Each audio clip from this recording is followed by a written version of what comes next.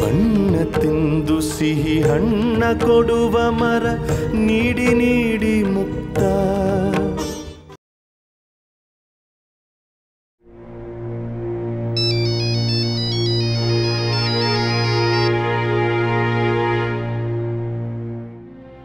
Hello, ನಮಸ್ಕಾರ ದೇವ್ಯಾನಿ ಅವ್ರಿಗೆ. ನಮಸ್ಕಾರ ಪಾರ್ವತಿ ದೇಸಾಯಿ ಅವರೇ. ನೆನ್ನೆ ನಾನು ನಿಮಗೆ ಕಾಲ್ ಮಾಡಿದ್ದೆ, ರಿಂಗ್ ಆಗ್ತಾನೆ ಇತ್ತು, ಪಿಕ್ ಮಾಡಲಿಲ್ಲ. ಅದು ನೀವು ನೆನ್ನೆ ಫೋನ್ ಮಾಡಿದಾಗ ನಾನು SS ಬಿಲ್ಡರ್ಸ್ ಅವ್ರ ಆಫೀಸಲ್ಲಿದ್ದೆ. ಹಾಂ, ಸಕ್ಸೇನಾ ಆ್ಯಂಡ್ ಸಾವನಿ ಕಂಪ್ನಿ. ಹೌದು, ಅದೇ ಕಂಪ್ನಿ. ಆ ಕಂಪ್ನಿಯ one of the partners Sanjana Saxena ಅವ್ರ ಆಫೀಸಲ್ಲಿದ್ದೆ ಮೇಡಮ್ ನಾನು. ಓ, ಅದೇನು ನೀವು ಅವ್ರ ಆಫೀಸ್ಗೆ ಹೋಗಿದ್ದು? ಅದು ನಾನೊಂದು ದೊಡ್ಡ ಬಂಗ್ಲೆ ಕೊಂಡ್ಕೋಬೇಕು ಅಂತಿದ್ದೀನಿ, ಅದಕ್ಕೆ ಅಲ್ಲಿ ಹೋಗಿದ್ದೆ. ಓಹೋ, ಪರ್ಚೇಸ್ ಮಾಡಿದ್ರಾ ಬಂಗ್ಲೆನಾ? ಇಲ್ಲ ದೇವ್ಯಾನಿ ಅವರೇ, ಪರ್ಚೇಸ್ ಮಾಡೋಕ್ಕಾಗಲಿಲ್ಲ. ಯಾಕೆ? ಅದು ಆ್ಯಕ್ಚುಲಿ ಇವತ್ತು ಸಂಜನಾ ಸಕ್ಸೇನಾ ಅವರು ಒಂದೆರಡು ಬಂಗ್ಲೆಗಳು ತೋರಿಸಿದ್ರು ನನಗೆ. ಆದರೆ ನನಗೆ ಯಾಕೋ ಅವು ಯಾವುವೂ ಇಷ್ಟ ಆಗಲಿಲ್ಲ. ಕಾರ್ನರ್ ಸೈಟಲ್ಲಿ ಇದ್ದಿದ್ದು ಒಂದು ಬಂಗ್ಲೆ ಮಾತ್ರ ತುಂಬ ಚೆನ್ನಾಗಿತ್ತು, ನಂಗೆ ತುಂಬಾ ಇಷ್ಟ ಆಯ್ತು ಅದು. ನಿಮ್ಗೆ ಇಷ್ಟ ಆಗಿದೆ ಅಂದರೆ ಅದನ್ನೇ ಪರ್ಚೇಸ್ ಮಾಡೋದು ತಾನೆ? ನಾನು ಹಾಗನ್ಕೊಂಡೆ ಸಂಜನಾ ಸಕ್ಸೇನಾ ಅವ್ರಿಗೆ ಹೇಳಿದೆ, ನನಗೆ ಈ ಬಂಗ್ಲೆ ತುಂಬ ಇಷ್ಟ ಆಗಿದೆ, ಇದನ್ನ ಆದಷ್ಟು ಬೇಗ ನನ್ನ ಹೆಸರಿಗೆ ರಿಜಿಸ್ಟರ್ ಮಾಡಿಸ್ಕೊಡಿ ಅಂತ. ಆದರೆ ಅವರು ಇದಾಗೋದಿಲ್ಲ, ಸಾರಿ ಅಂತ ಹೇಳಿಬಿಟ್ರು. ಯಾಕಂತೆ? ಅದು ಆ ಬಂಗ್ಲೆನ ಬೇರೆ ಯಾರೋ ಈಗಾಗಲೇ ಬುಕ್ ಮಾಡಿಬಿಟ್ಟಿದಾರಂತೆ. ಓ, ಯಾರಂತೆ ಬುಕ್ ಮಾಡಿರೋದು? ಅದು ನಿಮ್ಮ ಓರ್ಗಿತ್ತಿ ನಿವೇದಿತಾ ಅವರು. ವಾಟ್? ನಿವೇದಿತಾ ವಿಲ್ಲಾ ಕೊಂಡ್ಕೋತಿದ್ದಾರಾ? ಹೌದು. ಆರ್ ಯು ಶ್ಯೂರ್ ಪಾರ್ವತಿ ಅವರೇ? 100% ಶ್ಯೂರ್ ದೇವ್ಯಾನಿ ಅವರೇ.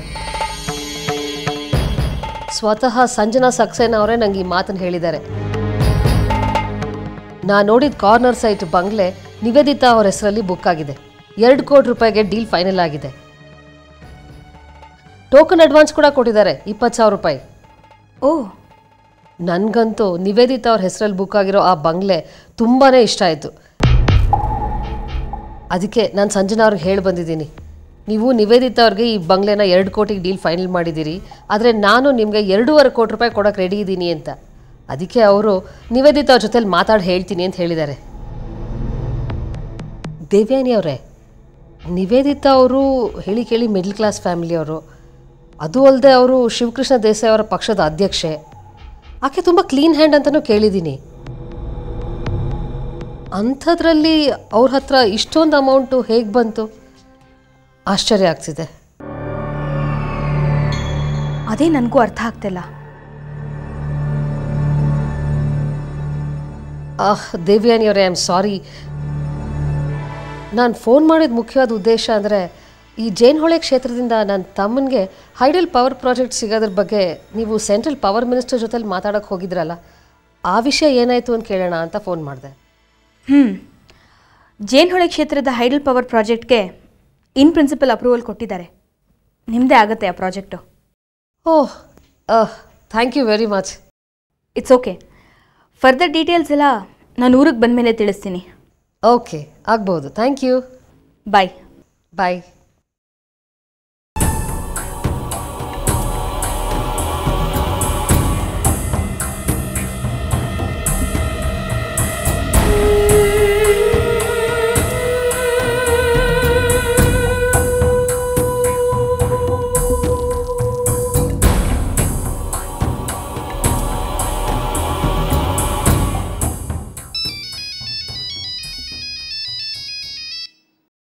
ಹಲೋ ಅತ್ತೆ, ನಾನು ದೇವ್ಯಾನಿ.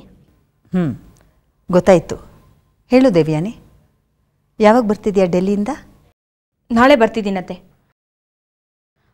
ಅತ್ತೆ, ನಂಗೊಂದು ವಿಷಯ ಕ್ಲಾರಿಫೈ ಆಗಬೇಕು ಈಗಲೇ. ಯಾವ ವಿಷಯ? ನೀವು ನಿವೇದಿತಾ ಅವ್ರಿಗೆ ಹಣ ಆಗಲಿ ಪ್ರಾಪರ್ಟಿ ಆಗಲಿ ಕೊಡೋಲ್ಲ ಅಂತ ನನಗೆ ಪ್ರಾಮಿಸ್ ಮಾಡಿದ್ದೀರಾ ಅಲ್ವಾ ಅತ್ತೆ? ನನಗಿನ್ನೂ ಮರುವು ಶುರುವಾಗಿಲ್ಲ ದೇವ್ಯಾನಿ. ನನಗಿನ್ನೂ ನೆನಪಿದೆ ನಾನು ನಿನಗೇನು ಮಾತು ಕೊಟ್ಟಿದ್ದೀನಿ ಅಂತ. ನೆನಪಿದ್ದ ಮೇಲೆ ನಿವೇದಿತಾ ಅವ್ರಿಗೆ ಯಾಕೆ ಹಣ ಕೊಡ್ತಿದ್ದೀರಾ? ಏನು? ನಾನೇನು ಹಣ ಕೊಟ್ಟಿದ್ದೀನಿ ಅವಳಿಗೆ? ನೋಡು, ಸುಮ್ಮನೆ ಏನೇನೋ ಹೇಳಬೇಡ ನೀನು. ಸುಮ್ಮನೆ ನಾನು ಯಾಕೆ ಹೇಳಿ ಅತ್ತೆ? ನನಗೆ ಎಲ್ಲ ಗೊತ್ತು. ನಾನು ನಿಮ್ಮನ್ನು ಎಷ್ಟೇ ಚೆನ್ನಾಗಿ ಮಾತಾಡಿಸ್ಲಿ, ಎಷ್ಟೇ ಚೆನ್ನಾಗಿ ನೋಡ್ಕೊಳ್ಳಿ, ನಿಮ್ಗಂತೂ ನಿವೇದಿತಾನೇ ಮುಖ್ಯ ಆಗಿಬಿಡ್ತಾರೆ ಅಲ್ವಾ? ನಾನು ಯಾವಾಗಲೂ ನಿಮ್ಮ ಮನಸ್ಸನ್ನು ಅರ್ಥ ಮಾಡ್ಕೋಬೇಕು ಅಂತ ನೀವು ಬಯಸ್ತೀರಾ. ಆದರೆ ನೀವು ಯಾಕೆ ನನ್ನ ಮನಸ್ಸನ್ನು ಅರ್ಥ ಮಾಡ್ಕೊಳ್ಳೋ ಪ್ರಯತ್ನನೂ ಪಡಲ್ಲ ಅತ್ತೆ? ಅದು ನಿಮ್ಮ ಆಸ್ತಿ. ನಿಮಗಿಷ್ಟ ಬಂದವರು ಕೊಡ್ಬೋದು, ನಮಗಿಷ್ಟ ಇರಲಿ ಇಲ್ಲದೇ ಇರಲಿ. ಆದರೆ ನೀವು ಯಾಕೆ ನೇರವಾಗಿ ನಡ್ಕೊಳ್ಳಲ್ಲ ಅತ್ತೆ? ನನ್ನ ಕಣ್ಣು ವರ್ಷಕ್ಕೆ ನಿವೇದಿತಾ ಅವ್ರಿಗೆ ನಿಮ್ಮ ಆಸ್ತಿಲಿ ಭಾಗ ಕೊಡಲ್ಲ ಅಂತ ಹೇಳ್ತೀರಾ. ಆದರೆ ಹಿಂದಿಂದ ನಿವೇದಿತಾ ಅವ್ರಿಗೆ ಕೋಟ್ಯಾಂತರ ರೂಪಾಯಿ ದುಡ್ಡು ಕೊಟ್ಟು ಬರ್ತೀರಾ. ನಿಮಗೆ ಸರಿ ಅನಿಸುತ್ತಾ ಅತ್ತೆ? ದೇವ್ಯಾನಿ, ಸುಮ್ಮನೆ ಏನೇನೋ ಮಾತಾಡಬೇಡ. ನಾನು ಒಂದು ಸತಿ ಮಾತು ಕೊಟ್ಟರೆ ಮುಗೀತು. ಹೇಳಿದ ಹಾಗೆ ನಡ್ಕೋತೀನಿ. ನೋಡು, ನಾನು ನನ್ನ ಆಸ್ತಿಲಿ ನಿವೇದಿತನಿಗೆ ಭಾಗ ಕೊಡಲ್ಲ ಅಂತ ಹೇಳಿದ ಮೇಲೆ 1 ರೂಪಾಯಿ ತಗೊಂಡು ಹೋಗಿ ಕೊಟ್ಟಿಲ್ಲ ಅವಳಿಗೆ. ನೀವು ದುಡ್ಡು ಕೊಡದೇ ಇದ್ದರೆ ನಿವೇದಿತಾ ಅವರು ಅಷ್ಟು ದೊಡ್ಡ ಬಂಗ್ಲೆನ ಹೇಗೆ ತಗೊಳಕ್ಕೆ ಸಾಧ್ಯ ಅತ್ತೆ? ಏನು, ನಿವೇದಿತಾ ಬಂಗ್ಲೆ ಪರ್ಚೇಸ್ ಮಾಡ್ತಾ ಇದ್ದಾಳ? ಹೌದು, ನನಗೀಗ ತಾನೇ ಇನ್ಫಾರ್ಮೇಷನ್ ಬಂತು. ನಿವೇದಿತಾ ಅವ್ರು ಬುಕ್ ಮಾಡಿರೋ ಬಂಗ್ಲೆ 2 ಕೋಟಿ ಅಂತೆ.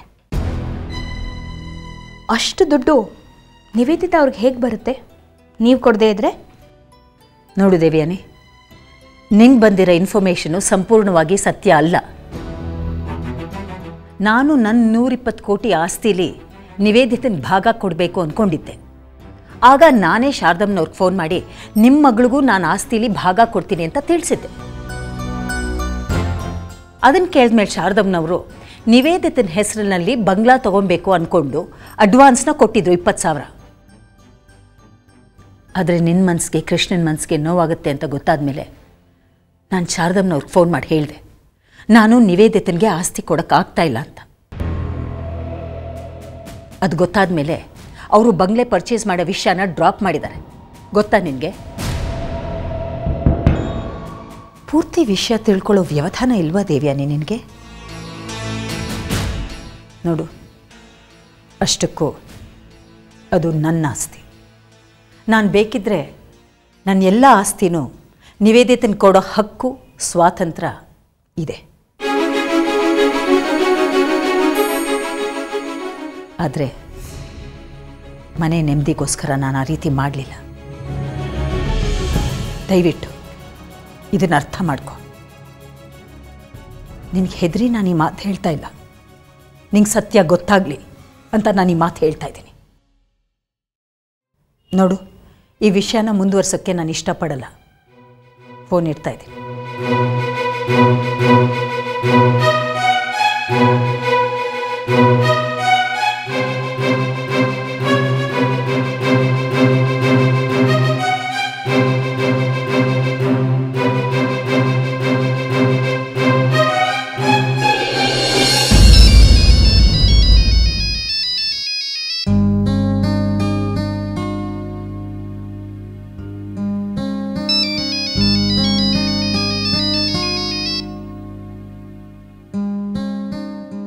ಹಲೋ ಹಲೋ ಸರ್, ನಾನು ಲಾಯರು ರಾಮಲಿಂಗ ಮಾತಾಡ್ತಾ ಇರೋದು. ರಾಮಲಿಂಗಂ? ಯಾವ ರಾಮಲಿಂಗಮ್ಮ? ಸರ್, ನೆನಪು ಬರಲಿಲ್ವೇ? ನಾನು ರೆವಿನ್ಯೂ ಡಿಪಾರ್ಟ್ಮೆಂಟಲ್ಲಿದ್ನಲ್ಲ, ರಾಜೀನಾಮೆ ಕೊಟ್ಟು ಆಮೇಲೆ ಪ್ರಾಕ್ಟೀಸ್ ಶುರು ಮಾಡಿದೆ. ನಿಮಗೊಂದು ಸಾರಿ ಅಡ್ಮಿನಿಸ್ಟ್ರೇಟಿವ್ ಟ್ರಿಬ್ಯುನಲ್ನಲ್ಲಿ ಸಿಕ್ಕಿದ್ದೆ. ಓ, ನೆನಪಿಗೆ ಬಂತು. ನಮಸ್ಕಾರ, ಹೇಳಿ ರಾಮಲಿಂಗಂ ಸಾಹೇಬ್ರೆ. ಸರ್, ನಾನು ತಮಗೊಂದು ವಿಚಾರ ಹೇಳಬೇಕು ಸರ್. ಇದನ್ನು 2-3 ದಿನ ಯಾರಿಗೂ ಹೇಳಬಾರ್ದು ಅಂತ ಪೊಲೀಸ್ ಇನ್ಸ್ಪೆಕ್ಟ್ರು ರಿಕ್ವೆಸ್ಟ್ ಮಾಡ್ಕೊಂಡಿದ್ದಾರೆ. ಆದರೆ ಲೀಗಲ್ಲಾಗಿ ನನಗದು ಬೈಂಡಿಂಗ್ ಅಲ್ಲ ಸರ್. ನಿಮ್ಗೆ ಈ ವಿಚಾರ ಹೇಳೋದು ಎಥಿಕಲಿ ಕರೆಕ್ಟ್ ಅನ್ನಿಸ್ತು. ತಾವು ಯಾವ ವಿಚಾರ ಮಾತಾಡ್ತಾ ಇದ್ದೀರಿ ರಾಮಲಿಂಗಂ ಅವರೇ? ಮೋಹನ್ ದಾಸ್ ಅವರು ಕೊಲೆಯಾರಲ್ಲ ಸರ್, ಆ ವಿಚಾರವಾಗಿ. ಅದಕ್ಕೂ ತಮಗೂ ಏನು ಸಂಬಂಧ? ಇಂಡೈರೆಕ್ಟಾಗಿ ಸಂಬಂಧ ಇದೆ ಸರ್. ನಾನು ನಿಮಗೆ ಡೀಟೇಲಾಗಿ ಎಕ್ಸ್ಪ್ಲೇನ್ ಮಾಡ್ತೀನಿ, ಆಗ ನಿಮ್ಗೆ ಅರ್ಥ ಆಗುತ್ತೆ. ಹೇಳಿ. ಅವ್ರು ಕೊಲೆ ಆಗೋ ಹಿಂದೊಂದು ದಿವಸ ನಮ್ಮ ಮನೆಗೆ ಬಂದಿದ್ರು ಸರ್. ಅವ್ರ ಆಸ್ತಿ ಬಗ್ಗೆ ಹೊಸ ವಿಲ್ ಮಾಡಬೇಕು ಅಂತ ಹೇಳಿದರು. ಹೊಸ ವಿಲ್ಲ? ಏನು ಹೊಸ ವಿಲ್ಲು? ಅವರು ಅವ್ರ ಅಣ್ಣನ ಮಕ್ಕಳ ಹೆಸರಿಗೆ 2 ವರ್ಷಗಳ ಹಿಂದೆ ವಿಲ್ನ ಬರೆಸಿದ್ರು ಸರ್. ಅದನ್ನು ಕ್ಯಾನ್ಸಲ್ ಮಾಡಿ ಹೊಸ ವಿಲ್ನ ಬರಿಬೇಕು ಅಂತ ಹೇಳಿದರು ಸರ್. ಯಾರ ಹೆಸರಿಗೆ ಅಂತ ತಿಳ್ಕೊಬೋದಾ ರಾಮಲಿಂಗಂ ಅವರೇ? ಖಂಡಿತವಾಗೂ ತಿಳ್ಕೊಬೋದು ಸರ್. ಈಗ ಮೋಹನ್ ದಾಸ್ ಅವ್ರು ಇಲ್ಲದೆ ಇರೋದ್ರಿಂದ ಅದೇನು ಸೀಕ್ರೆಟ್ ಏನಲ್ಲ. ಅವ್ರದ್ದು ಸುಮಾರು 30-32 ಕೋಟಿ ರೂಪಾಯಿ ಆಸ್ತಿ ಇದೆ ಸರ್. ಅದರಲ್ಲಿ 80% ನಿಮ್ಮ ಮಗಳು ಡಾಕ್ಟರ್ ವೈಷ್ಣವರ ಹೆಸರಿಗೆ.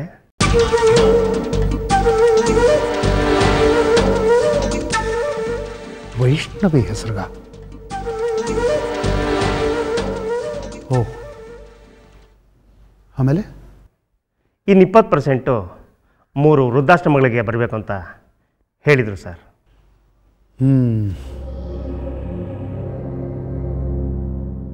ಅವಳ ಹೆಸರಿಗೆ ವಿಲ್ ಬರೆದಿರೋ ವಿಚಾರ ವೈಷ್ಣವಿಗೆ ಗೊತ್ತಾ?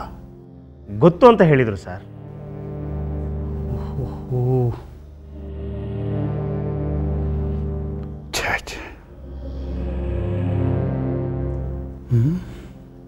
ಆಮೇಲೆ ಆ ವಿಲ್ ಬರೆದಿದ್ದಾಯ್ತಾ? ಹೌದು ಸರ್. ಅವತ್ತೇ ಡ್ರಾಫ್ಟ್ ಮಾಡಿ ಅವತ್ತೇ ಸಬ್ ರಿಜಿಸ್ಟ್ರಾರ್ ಆಫೀಸಿಗೆ ಕರ್ಕೊಂಡೋಗಿ ರಿಜಿಸ್ಟ್ರೇಷನ್ ಮಾಡಿಸಾಯ್ತು ಸರ್. ಆ ವಿಲ್ಗೆ ನಾನೇ ಎಕ್ಸಿಕ್ಯೂಟರ್. ಈ ಹಿಂದೆ ಮೋಹನ್ ದಾಸ್ ಅವರು ಲಾಯರ್ ಪ್ರತಾಪ್ ಅವ್ರನ್ನ ಭೇಟಿ ಮಾಡಿದ್ರಂತೆ.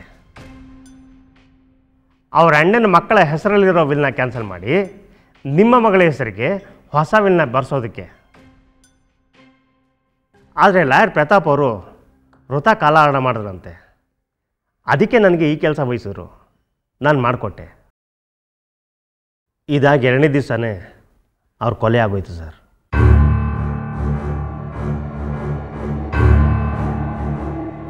ಓ ಮೈ ಗಾಡ್. ಓಹ್, ಹಾಂ. ನಿನ್ನೆ ಅಲ್ಲ ಮೊನ್ನೆ ನಾನು ಇನ್ಸ್ಪೆಕ್ಟರ್ ಪರೀಕ್ಷಿತ್ ಪ್ರಧಾನ್ ಅವ್ರ ಹತ್ರ ಈ ವಿಚಾರವಾಗಿ ಮಾತಾಡಿದೆ. ಇಂಥ ವಿಚಾರಗಳು ಕೊಲೆ ಕೇಸ್ ತನಿಖೆ ನಡೀತಾ ಇರಬೇಕಾದ್ರೆ ಮುಚ್ಚಿಟ್ಕೋಬಾರ್ದು ನೋಡಿ, ಅದಕ್ಕೆ ಹೇಳಿದೆ. ಅವರು ಈ ವಿಚಾರನ 2-3 ದಿವಸ ಯಾರಿಗೂ ಹೇಳಬಾರ್ದು ಅಂತ ಹೇಳಿದರು. ಆದರೆ ಲೀಗಲಿ ಅವ್ರು ನನಗೆ ಹಾಗೆ ಹೇಳೋ ಆಗಿಲ್ಲ. ಮೋಹನ್ ದಾಸ್ ಸತ್ತಿರೋದ್ರಿಂದ ಈ ವಿಲ್ನ ಮುಂದಿನ ಕ್ರಮ ನಾನು ನಡೆಸಲೇಬೇಕಾಗುತ್ತೆ. ಜೊತೆಗೆ ಇನ್ಸ್ಪೆಕ್ಟರ್ ಪರೀಕ್ಷಿತ್ ಪ್ರಧಾನ್ ಅವರು ಹೇಳಿದಂತಹ 2-3 ದಿವಸನೂ ಕೂಡ ಮುಗಿದೋಯ್ತು. ಅದರಿಂದ ಈ ವಿಚಾರ ನಾನು ನಿಮ್ಗೆ ತಿಳಿಸೋದು ಮಾರಲ್ ಡ್ಯೂಟಿ ಅನ್ನಿಸ್ತು. ಅದಕ್ಕೆ ಹೇಳ್ತಾ ಇದ್ದೀನಿ ಸರ್. ಓ, ಥ್ಯಾಂಕ್ಸ್ ಅಲಾಟ್ ರಾಮಲಿಂಗಂ ಅವರೇ, ತುಂಬ ಧನ್ಯವಾದಗಳು. ಐ ನೋ ಇದರ ಇಂಪ್ಲಿಕೇಶನ್ಸ್ ನನಗೆ ಗೊತ್ತು. ಓ ಮೈ ಗಾಡ್. ಸರ್, ಇನ್ನೊಂದು ವಿಚಾರ. ಈ ಕೊಲೆ ವಿಚಾರದಲ್ಲಿ ಪೊಲೀಸವರು ಡಾಕ್ಟರ್ ವೈಷ್ಣವರ ಮೇಲೆ ಅನುಮಾನ ಪಡ್ತಿದ್ದಾರೆ ಅಂತ ಅನ್ನಿಸ್ತು. ಆದರೆ ಮೋಹನ್ ದಾಸ್ ಅವ್ರಿಗೆ ತಮ್ಮ ಮಗಳ ಬಗ್ಗೆ ಗೌರವ ಇತ್ತು. ತುಂಬ ಒಳ್ಳೆ ಮಾತು ಆಡ್ತಾಯಿದ್ರು ಸರ್. ಓಕೆ ಸರ್, ನಮಸ್ಕಾರ. ನಮಸ್ಕಾರ.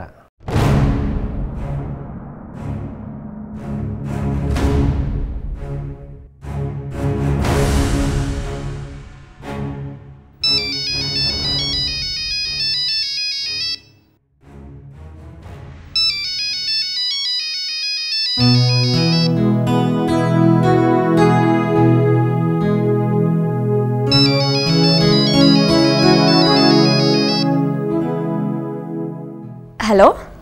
ಹಲೋ, ಯಾರು ವೈಷ್ಣವಿನಾ? ಅಲ್ಲ, ನಾನು ವೈದೇಹಿ. ಹಾಂ ಪುಟ, ನಾನು ನಿಮ್ಮ ಪಪ್ಪ CSP ಮಾತಾಡ್ತಾ ಇರೋದು.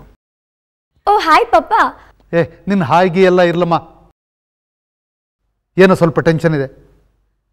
ಅವಳು ಫೋನ್ ನೀನು ಯಾಕೆ ತೊಗೊಂಡಿದ್ದೆ? ವೈಷ್ಣವಿ ಇದ್ರೆ ಕರಿ. 1 ನಿಮಿಷ ಪಪ್ಪ, ಕರಿತೀನಿ. ಅಕ್ಕ, ಪಪ್ಪ ಫೋನ್ ಮಾಡಿದ್ದಾರೆ.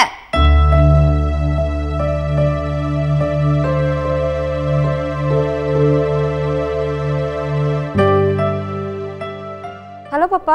ಹಲೋ ಪುಟ್ಟಿ. ವೈಷ್ಣವಿ, ಒಂದು ವಿಚಾರ ನಿನ್ನ ಹತ್ರ ಕೇಳಬೇಕಾಗಿತ್ತು. ಅಲ್ಲ, ಆ ಮೋಹನ್ ದಾಸ್ ಅವರು ಸಾಯೋಕ್ಕೆ ಮುಂಚೆ ನಿನ್ನ ಹೆಸರಿಗೆ ವಿಲ್ ಬರೆದಿದ್ದಾರಂತೆ. ನಾನು ನಿನ್ನ ಹತ್ರ ಕೇಳಿದ್ರೆ ಇಲ್ಲ ಅಂತ ಹೇಳಿದ್ದೆ ನೀನು. ನನ್ನ ಹೆಸರಿಗೆ ವಿಲ್ ಬರೆದಿದ್ದಾರಂತ? ಹೌದು. ಮೋಹನ್ ದಾಸ್ ಅವರು ಸಾಯೋ ಹಿಂದಿನ ದಿವಸ ನಿನ್ನ ಹೆಸರಿಗೆ ವಿಲ್ ಬರೆದಿದ್ದಾರೆ. ಅವರ ಆಸ್ತಿನಲ್ಲಿ ಸುಮಾರು 80%, ಅಂದರೆ 32 ಕೋಟಿನಲ್ಲಿ 80% ಅಂದರೆ ಸುಮಾರು 26-27 ಕೋಟಿ ರೂಪಾಯಿ ಅಷ್ಟು ಆಸ್ತಿನ ನಿನ್ನ ಹೆಸರಿಗೆ ಬರೆದಿದ್ದಾರಂತೆ. ಯಾಕೆ ಮುಚ್ಚಿಟ್ಟು ನನ್ನ ಹತ್ರ ನಿನ್ನ ವಿಷಯ? ಸತ್ಯವಾಗ್ಲೂ ನಂಗೆ ಈ ವಿಚಾರ ಗೊತ್ತಿರಲಿಲ್ಲ ಪಪ್ಪ. ಏನು ಸತ್ಯವಾಗ್ಲೂ ನಿನಗೂ ಗೊತ್ತಿಲ್ಲ?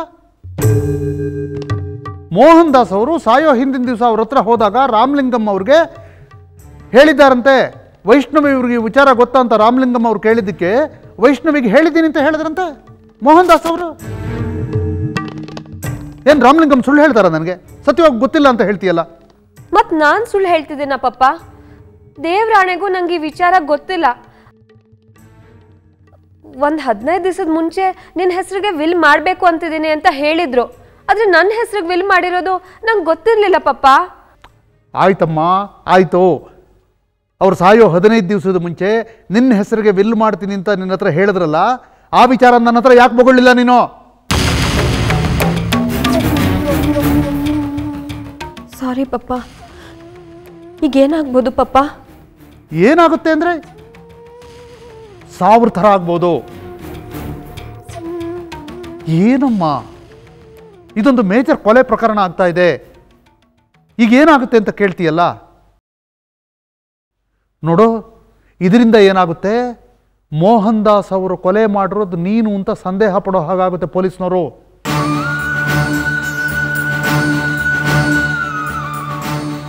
ಇಲ್ಲ ಪಪ್ಪ, ದೇವರಾಣಿಗೂ ನಾನೀ ಕೊಲೆ ಮಾಡಿಲ್ಲ. ನನ್ನ ನಂಬಿ, ನಾನೀ ಕೊಲೆ ಮಾಡಿಲ್ಲ ಪಪ್ಪ.